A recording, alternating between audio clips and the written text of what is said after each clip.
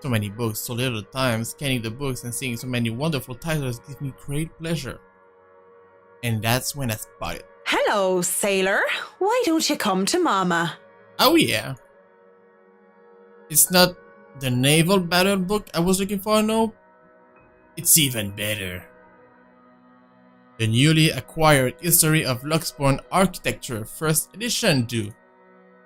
I just have to get it. I have been waiting to get my hands on the book for so long.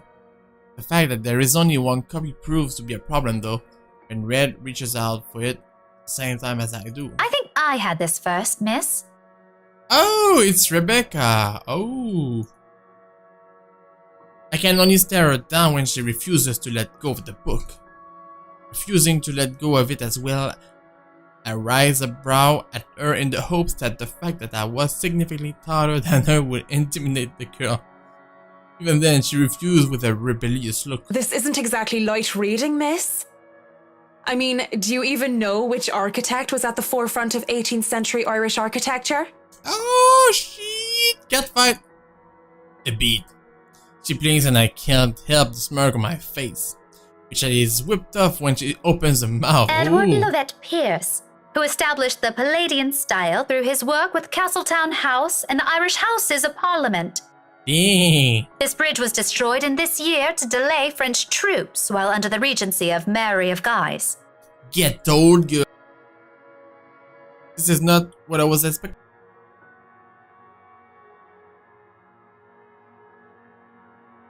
Let's be honest, how many people would have known these history facts? Aside from me anyway. Going right to the obscure ones, aren't you? Easy enough. Tullybody Old Bridge in Clackmannanshire, Scotland, on the January of 1560, if we want to be specific.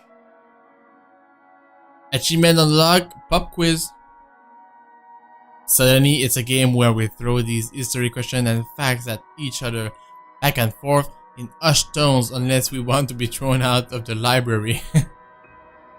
After a while, it goes from some strange competition into strange but friendly banter, if it could be called that. But as fun as it is, the exchange soon slows down until we're grinding at how hard this whole scene is. Marianne McCulloch, my desire for potatoes doesn't quite match what the stereotypes suggest. Rebecca Gales, the Scots' supposed hatred for the English wasn't enough to stop me from teaching their little spawns. By then, we had forgotten about our little tug of war, although she still holds the book in her hands. God damn it, Rebecca! Give me the book! I had to let go of it without realizing when she answered my first History question. teacher then?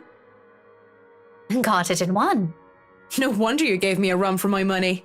Now, if we're talking about architecture, I'd blow you out of the water. You're from where? Luxembourg Uni? Oh no, just St. Goretti's. Goretti's. Ah yes, Saint Goretti.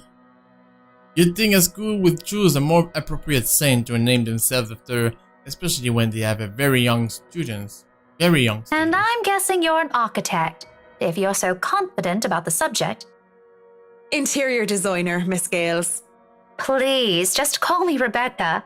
You are Marianne, then. I could have said that I was an architect, but there's no point in explaining why I wasn't one anymore. So, I've never seen you before.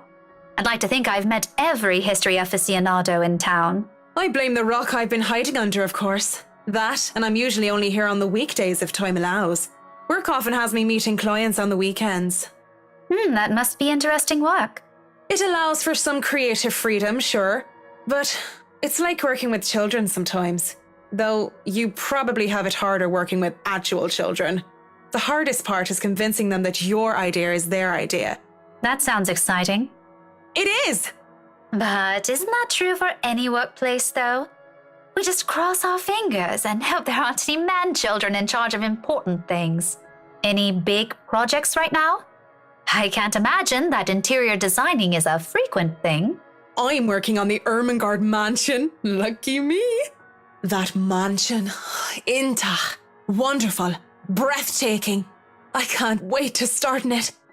Now that is beautiful architecture. A pause. It looks like she wants to say something at my mention of the house. I'm not surprised, that place is certainly popular with the locals, especially with the urban legends attached to it. The next second though, she seems to think better of it and drops what she's about to say. So, do you have a portfolio or anything I can take a look at? I'd love to see your designs. Maybe you have some on a tablet. I've met some designers before, and they're always going crazy over these virtual room apps or another. A tablet? Please. Callicrates didn't need those silly eye tabs when he built the Parthenon. I certainly don't need one to design a house. The computer back at my place is all I have. Why should I buy such an expensive gadget that would just get outdated within a year when what I have is just a functional? The traditional ways had a far more personal touch, in my opinion, not to mention those smartphones are awful tools of procrastination. I can't even count on one hand the number of people I see going outside who need to have their eyes glued to the thing. And fuck touch screens. There are evil things that make typing what should have been a simple task harder. Yeah, kind of. I do have an online portfolio if you'd like. I can... Speaking of thinking of the devil, seems to have summoned it.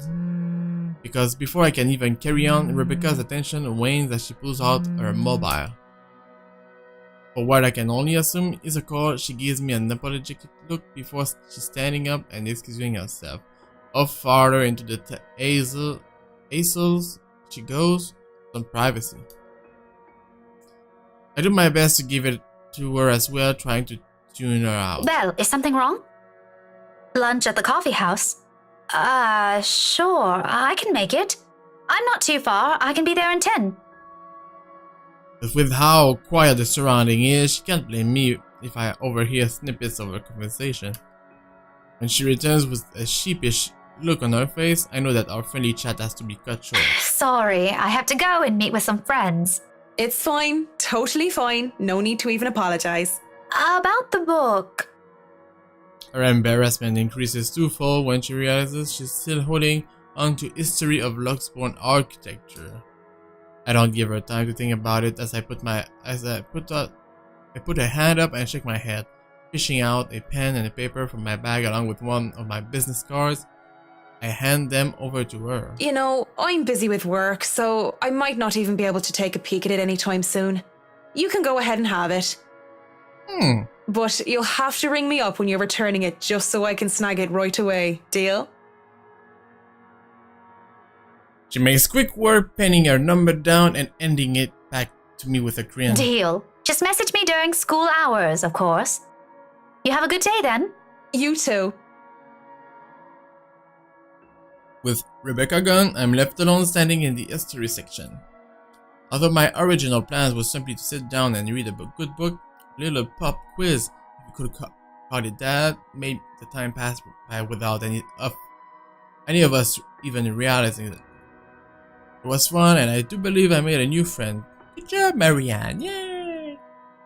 Even with the talk of lunch, however, I don't feel like grabbing a bite to eat. There are still other books to be read here, and I'm hoping to find something that will help me while I work with the rights. Something like how to deal with our show professionally 101, just in case. I've dealt with a lot of UPT, snooty, and rich clients before, but it's still better to be safe than sorry. Because Luke Wright just takes the fucking cake, and he probably manages to eat it too.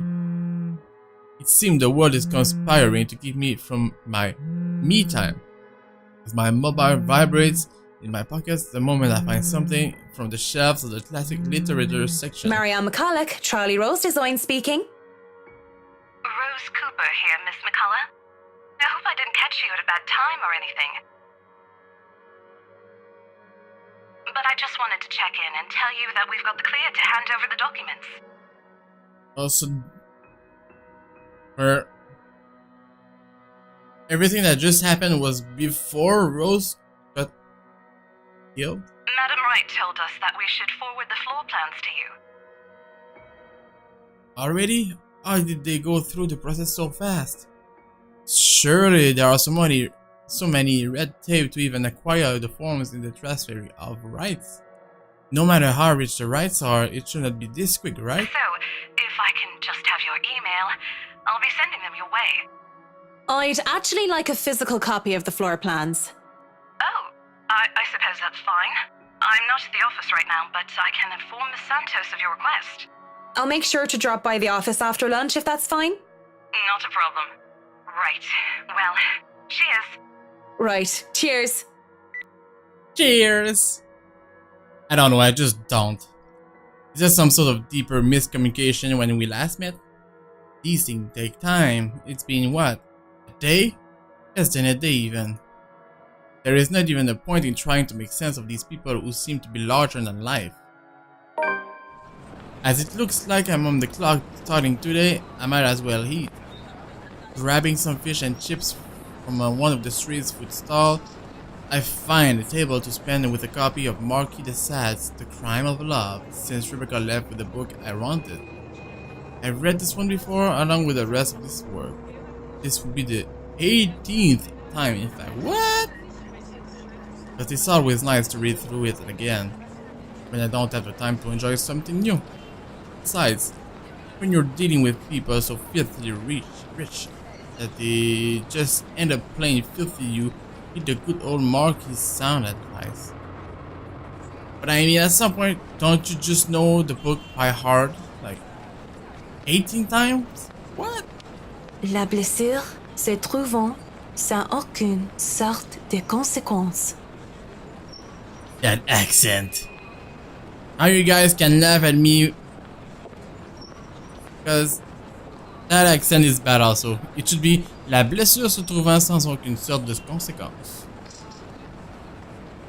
The wound being without any consequences. Of course, it's folly to think that things have no consequence when everything actually does. Rhea Realty Corporation Luxbourne branch is not too far off from the city center. Just oh shit. Sorry, I missed it. I'd rather use this time to rest. Oh, maybe backlog? Hahaha. Isn't far from the city center, just a few blocks away, and I can easily eat and walk. I'd rather use this time to rest before I go into a flurry of activity, no doubt. There'll be so much to do once we get hands on the mansion. Still a lot better than working on another condo, at least. Surely, no matter how much BRC and the old owners put into the restoration and preservation of the place, any big repairs would be superficial at most. I am quite certain that in their haste to sell the property, they did a rash job. It's not an infrequent thing to do despite how it is frowned up. There'll be a lot of hidden issues that I will need to weed out, and I have to make sure I find every single one of them, especially the more serious damages. Structural integrity is definitely on top of the list we will have to consider. The building might look sturdy but is centuries old. That alone will likely pose a few problems here and there, put limitation on what we can do. Besides, despite how much I detest these rich snobs, they can pay rather handsomely, so as long as I do an excellent job and do more than necessary, those two things always made sure the referrals keep coming. I don't even have to hunt down projects for myself. When I do go up to BRC's office, I can't help but stop and stare when I enter the building. The lunch hour closing, employees should have been back already if they still are not filtering through the doors. I get that it's a Saturday, that people probably feel tired and lazy to be working on a weekend, but they're still on the clock and not bumming about wasting company time on extended lunch breaks and cigarette sessions. Office is spacious as it is with these big corporations. Each person is given the little space of what's usually a 2 by 2 meter cubicle. There's a lot more empty chairs than there are actually people working at the desk. It reminds me far too much of my last day at Boriskova Projects, during the massive layouts due to the Irish economic crisis. But it's not just that though. Everything is as quiet as a grave. It's as if these people are merely ghosts. Speaking of ghosts, Santos comes in through the door looking as if just seen one. She looks at me wide-eyed like a deer caught in the